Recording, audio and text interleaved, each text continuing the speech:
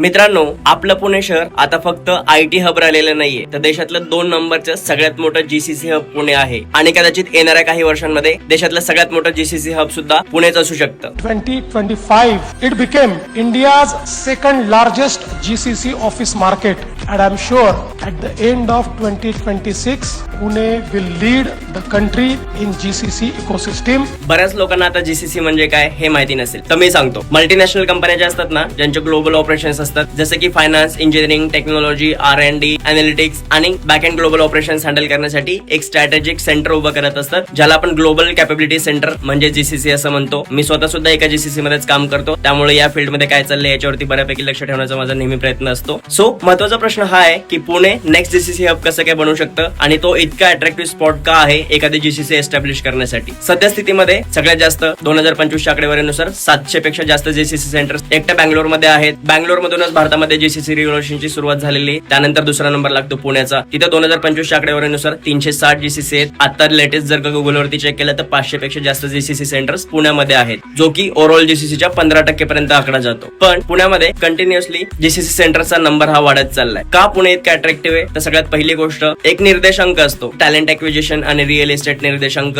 जो सांगतो की एक GCC ऑपरेट करण्यासाठी एखाद्या स्पेसिफिक शहरामध्ये किती खर्च लागू शकतो. त्यामध्ये टॉपला बँगलोर आहे, कारण की तिथूनच सुरुवात झाली आहे. सो बँगलोर मध्ये जर का एक GCC ऑपरेट करण्यासाठी 100 रुपये लागत असतील ना, तर तेच दिल्ली, नोएडा, नॉर्थ साइडला वगैरे 92 रुपये लागतात. आणि पुण्यामध्ये किती लागत असतील गेस करा. तर 72 रुपयांपर्यंत खर्च येतो. एवढं कमी आणि कॉस्ट इफेक्टिव्ह ती गोष्ट आहे. दुसरी गोष्ट, रिअल इस्टेट विषयी पण बोलायचं असेल ना, तर बँगलोर मध्ये per square feet per month 85 ते 125 रुपयांपर्यंतचा खर्च लागतो. तोच रेंट पुण्यामध्ये साधारण 55 ते 80 रुपयांपर्यंत per square feet per month लागतो. आणि म्हणूनच मागच्या एका वर्षामध्ये 2025 मध्ये पुण्यामध्ये 5.4 million square feet 54 lakh square feet जो कमर्शियल स्पेस आहे पुण्यातला, तो एकट्या GCC ने घेतलेला आहे, जो की अवेलेबल कमर्शियल स्पेस पैकी 55% स्पेस आहे. आणि त्याहून महत्वाची गोष्ट म्हणजे पुण्यामध्ये मॅच्युअर टॅलेंट लवकर मिळतं. अशा बऱ्याच कारणांमुळे पुणे GCC सेंटर्स एस्टॅब्लिश करण्यासाठी नेक्स्ट हॉटस्पॉट बनत चाललेले आहे. आता मला माहिती आहे या व्हिडिओच्या खाली अशा पण कमेंट्स येणार आहेत की ऑलरेडी लोकसभेमध्ये केंद्र शासनाने माहिती दिली, मागच्या 5 वर्षांमध्ये 36,211 कंपन्या महाराष्ट्रातल्या बंद पडलेल्या आहेत. त्याहून पुढे जाऊन लेटेस्ट न्यूज आहे, चाकणमध्ये 20 कंपन्या ज्या साधारण 1,000 कोटी रुपयाचा रेव्हेन्यू इयरली तयार करतात, 4-4.5 हजार लोकांचा रोजगार त्यावरती डिपेंड आहे. त्या कंपन्या सुद्धा पुण्यातून बाहेर जाण्याच्या विचारात आहेत, कारण की पुण्यामध्ये ट्रॅफिकचे इश्यू आहेत, इन्फ्रास्ट्रक्चरचे वगैरे बरेचसे चॅलेंजेस आहेत. त्यावरती पुढे आपले व्हिडिओज येणारच आहेत, पण त्याआधी हा पॉझिटिव्ह व्हिडिओ बघा.